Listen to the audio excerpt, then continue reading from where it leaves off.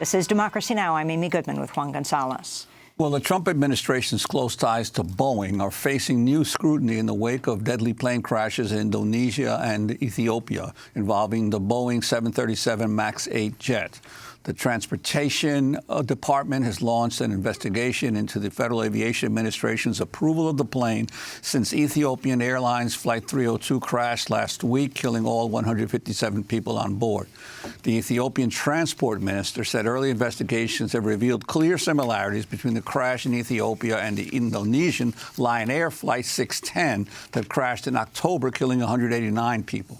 While the detailed information has yet to be released, flight tracking data shows both flights seem to go through unpredictable climbs and descents before crashing just minutes after takeoff. The U.S. did not immediately ground Boeing 737 MAX 8 jets after the crash in Ethiopia, despite growing international pressure. President Trump eventually ordered U.S. airlines to ground all the planes, but continued to praise Boeing.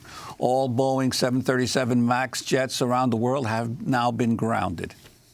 President Trump has publicly praised Boeing hundreds of times in his 2 years in office and participated in efforts to sell its planes, including the 737 MAX series, to countries and airlines around the world. Boeing CEO Dennis Muilenburg praised Trump's support at a dinner last August at Trump's Bedminster, New Jersey golf club. Acting Defense Secretary Patrick Shanahan, who was appointed by Trump, spent 31 years as a Boeing executive. And Trump's former UN ambassador, Nikki Haley, has been nominated to the Boeing Board of Directors. We go now to Washington, D.C., where we're joined by Bill Hartung, director of the Arms and Security Project at the Center for International Policy. In January, he wrote the piece for The Nation headlined, "A Former Boeing Executive is Now Running the Pentagon."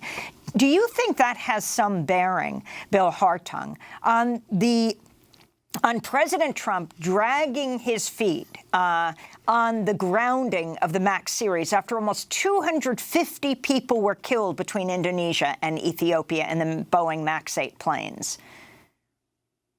Well, it's hard to know how Donald Trump's mind works, obviously. But Boeing has such clout in Washington, particularly on the defense side, but also viewed as a major commercial force in its airline business, that it's certainly possible. We don't have a smoking gun, so to speak. But, as you said, Trump is so close to Boeing. I wouldn't rule it out that at least it gave them pause about doing anything that would hurt Boeing's interests. And Bill Hartung, what about the whole issue of the FAA's role in green lighting the use of the 737 MAX 8 and basically depending on Boeing to be the one to let them know that everything was okay with the new plane? Well, this is a common practice. You sort of like companies sort of capture the regulatory agencies, and the regulatory agencies almost become partners or supporters of industry instead of regulators of industry. So I think that's part of what happened here.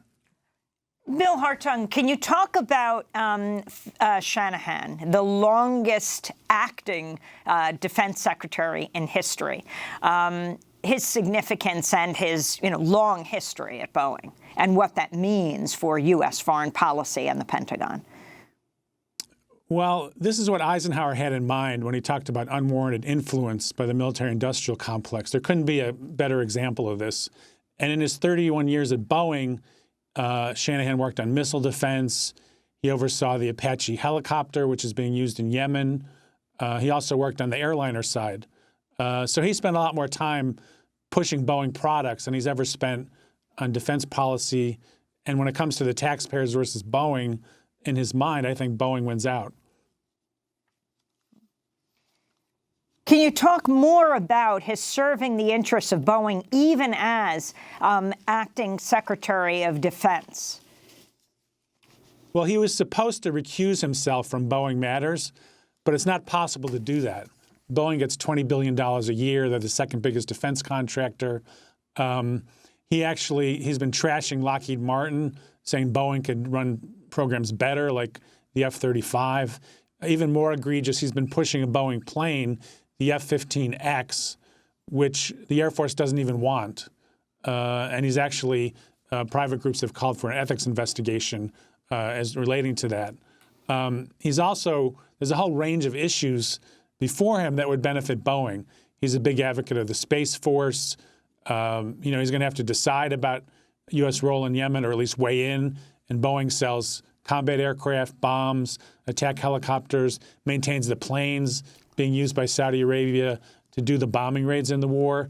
They're building a new ICBM, one of the competitors, to do that, a ballistic missile. And some critics have said this is the most dangerous weapon in the U.S. arsenal because it's on hair-trigger alert. The president would have minutes to decide whether to use one of these things. He's likely to weigh in if this becomes an issue on behalf of ICBMs and Boeing's interests. There's also the KC-46, which is a tanker plane. It's been so screwed up that the Air Force has decided they're not even sure they're going to accept delivery yet. How's he going to weigh in on that? Likely he's going to try to give Boeing a break. So there's a whole range of issues. It's almost hard to think of anything in the Pentagon where there's not a connection that could benefit major contractors, where Shanahan's at the middle of that decision-making. And as I said, because his career has been really shilling for defense contractors, not making defense policy, it's a huge problem. And you've also written that he's been involved very much in Trump's idea of developing a space development, a space force, and a space development agency, which you call an authority on steroids, to shove more expensive contracts out the door. Could you expand on that? Yes, the Space Development Agency basically wants to fast-track these weapons programs that deal with military space, the militarization of space, which means there could be technical problems, there could be cost overruns. I think the bigger issue is this administration is now talking about testing weapons in space, laser beams, lasers, particle beams. These are the kind of things, the sort of Buck Rogers stuff that Ronald Reagan talked about, all of which failed miserably. In fact, Shanahan oversaw the airborne laser program, which was supposed to use 747s and lasers to zap, enemy missiles in outer space. That program failed. It was canceled. Cost taxpayers $5 billion. So he's basically pushing, let's Bill, militarize we have to leave space. it there, but we'll continue to cover this. Bill Hartung, Director of the Arms and Security Project at Center for International Policy. I'll be speaking in Northampton on Thursday and in Purchase on Sunday. Check our website. I'm Amy Goodman with Juan Gonzalez.